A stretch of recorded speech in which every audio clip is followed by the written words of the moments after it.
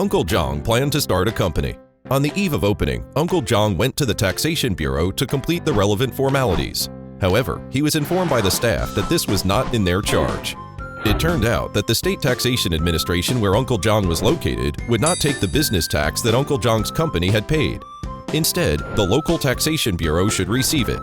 However, when Uncle Zhang came to the local Taxation Bureau, he sought to complete a vehicle purchase tax return by the way. He was told by the staff that this was not in their charge. It turned out that the vehicle purchase tax was managed by the State Taxation Administration, and Uncle Zhang had to go back the same way. Some may argue that taxes are taxes, regardless of whether they are collected by the State Taxation Administration or the local Taxation Bureau. Paying taxes, is that any different? There are differences, of course. And to clarify these differences, shall we start with the tax sharing reform carried out in China? On January 1, 1994, China officially implemented the tax sharing system. The so-called tax sharing system simply means that taxes were reassigned between the central and local governments according to types of taxes. For example, taxes such as tariff, import VAT, and income tax for foreign invested enterprises are classified as central taxes and are collected as central government revenue. Taxes such as deed tax, business tax, and property tax are classified as local taxes and are collected as local government revenue. In addition, there are several taxes such as value-added tax and stamp duty, which are shared in a certain proportion between the central and local governments. Of course, there should be a distinct separation between the financial and administrative responsibilities of the central and local governments in addition to the division of taxes. Between governments, it should be obvious who collects the revenue as well as whose revenue is spent and how. So why is it necessary to implement a tax sharing reform? This should start from the history of taxation in our country. At the early days of New China, a highly centralized fiscal system of unified revenue and expenditure was put in place in order to focus our efforts on important concerns and to build socialism with greater, faster, better, and more economical results. Under this system, all revenues shall be handed to the central government, and all expenditures shall be budgeted by the central government. And this system serves as an important part of China's early planned economy. However, in the 1980s, Deng Xiaoping proposed to carry out reform in opening up and to develop socialist market economy, which calls for local governments to have funding for their own development. So during that period, China implemented an all-round fiscal contract system, also known as Da Baogan, in which local governments only paid a fixed amount of fiscal tax to the central government every year and kept the remaining taxes to their own. In this way, the local governments acquired certain level of financial autonomy and were no longer required to notify the central government before incurring any expenses. This practice had greatly improved the efficiency of local construction and sparked local economic growth to a certain extent.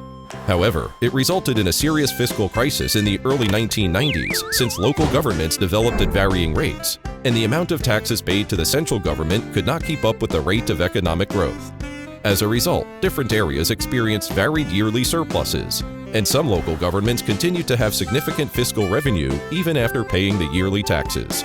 Consequently, considerable quantities of revenue were kept in reserve by some local governments. Instead, the national infrastructure's development once lagged significantly since the country's fiscal revenue was insufficient to cover all expenditures. In contrary, some impoverished local governments were left increasingly with the burden of financing after paying the central tax, while the poor central government cannot provide financial subsidies. In addition, it is not only that money cannot be pooled to spend on the people, but also that the deficit of the government and the army has bred corruption, competition with the people for profits, and other undesirable phenomena. For example, some government departments are trying to generate revenue through illegal charges, unjustified financial levies, and arbitrary fines. It is precisely under such a special historical reason that the tax sharing system came into being. The benefits of implementing the tax sharing system are actually quite understandable.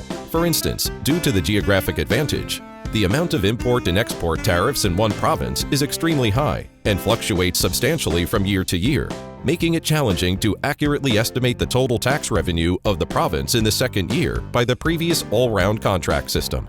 After the implementation of the tax sharing system, all taxes, such as tariffs, will be directly collected by the central government, while individual income taxes and other taxes will be left to the local government. The revenue sources of the central and local governments will be scientifically divided, which not only alleviates the problem of insufficient revenue of the central government, but also balances the financial surplus among different provinces.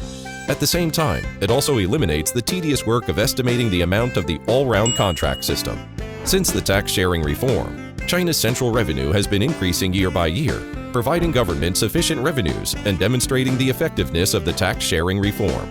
Meanwhile, government transfer payments are used to fund relatively impoverished and less developed areas, in addition to financing infrastructure projects, national defense, and scientific researches. In this way, the macro-management ability of China is firmly ensured by its scientific taxation system. Of course, the current tax-sharing system is not seamless and perfect. For example, the central and local income and expenditure division is not completely reasonable. In addition, encountering financial deficits, the local governments have been selling land to generate revenue, which would still be a shortcut, and this excessive reliance on land finance is related to the current tax-sharing system. Besides, take Uncle Zhang as an example. Since the local taxation bureau is 20 kilometers away from the state taxation administration, he has to go back and forth between the two institutions, and he seems to get heat stroke at this moment. Perhaps, solving these problems one by one may be the process of realizing the Chinese dream step by step.